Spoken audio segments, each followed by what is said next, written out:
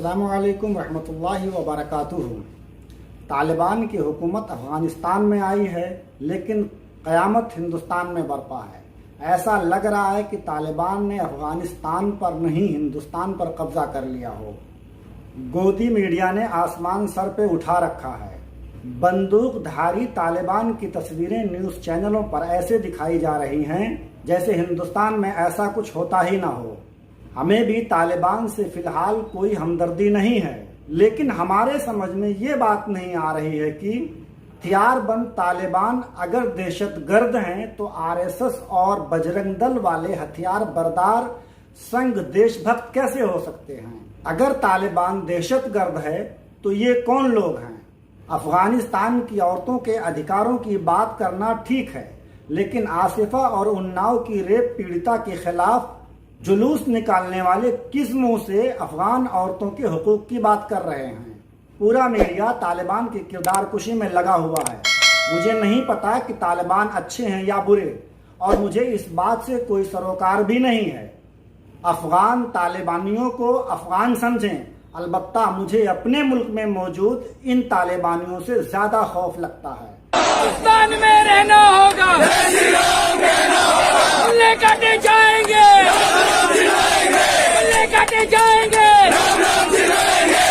काटे जाएंगे। जो बगैर किसी वजह राजधानी दिल्ली में मुल्लों को काटने के नारे लगाते हैं। तालिबान हजार बुरे हों, लेकिन वो किसी धर्म और जात के नाम पर नफरत नहीं फैला रहे हैं, किसी से अल्लाह अकबर के नारे जबरदस्ती नहीं लगवा रहे हैं। जबकि ये बातें भारत में आम हैं। मुसलमानों से ताकत के बल पर जय श्री राम के नारे लगवाए जाते हैं कि भारत में ये चीजें आम बात हो चुकी हैं। आज भारत में मुसलमानों से जबरिया जय श्री राम के नारे लगवाना एक फैशन बन चुका है।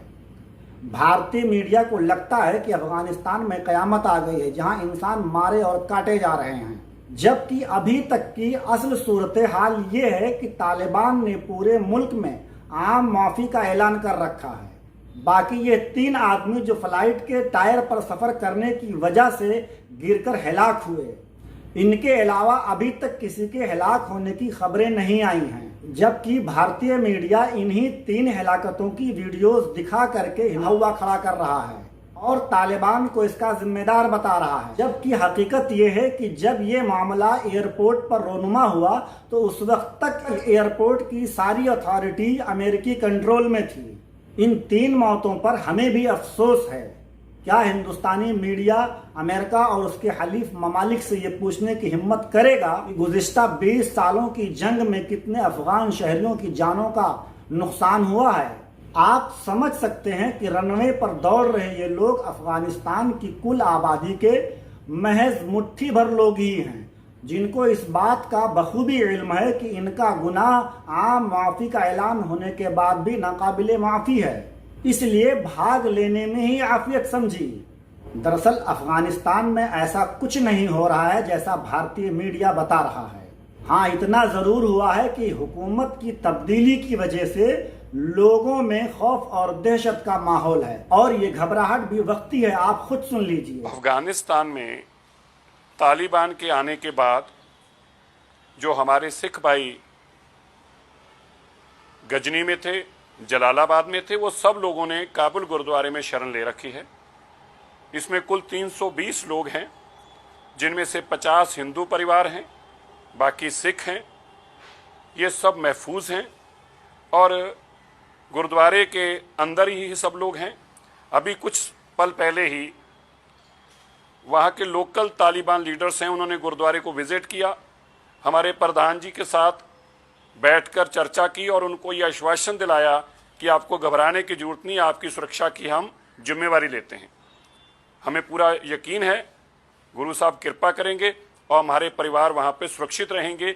ये कुछ ही देर पहले की घटनाक्रम है जब लोकल तालिबान लीडरों ने गुरुद्वारे में विजिट किया और जाकर हमारे लोगों से बातचीत करके उनको आश्वासन दिलाया। ताज़ा सूरत हाल के मुताबिक इस वक्त अफगानिस्तान में स्कूल और कॉलेजेस खुले हुए हैं, और ये जानकर हिंदुस्तानी मीडिया के पेट में दर्द होना लाजमी है कि वहां औरतों के कोई अधिकार छीने नहीं गए हैं, बल्कि वहां की लड़कियां बदस्तूर मामूल के मुताबिक स्कूल और कॉलेजेस जा रही हैं। हाँ, औरतों को जिन छोटे लिबासों में देखकर ये छिनाल मीडिया अपनी अय्याशी का सामान करता है, उस पर पाबंदी लगी हुई है। अब सवाल ये पैदा हो रहा है कि अगर अफगानिस्तान में सब कुछ नॉर्मल है तो हिंदुस्तानी मीडिया इतना चीख और चिल्ला क्यों रहा है। दरअसल हिंदुस्तान की गोदी मीडिया के जरिए एक ऐसा नैरेटिव सेट करने की कोशिश की जा रही है जिससे मुल्क में हिंदू मुसलमान के दरमियान नफरतों को मजीद हवा दी जा सके, जिससे बीजेपी के लिए माहौल बनाया जा सके। आपको याद होगा गुज़िश्ता दिनों जब हमास ने इस्राएली दहशतगर्दी को मुंहतोड़ जवाब दिया तो हिंदुस्तानी मीडिया इस्राएल की हिमायत में राग अलाप रहा था।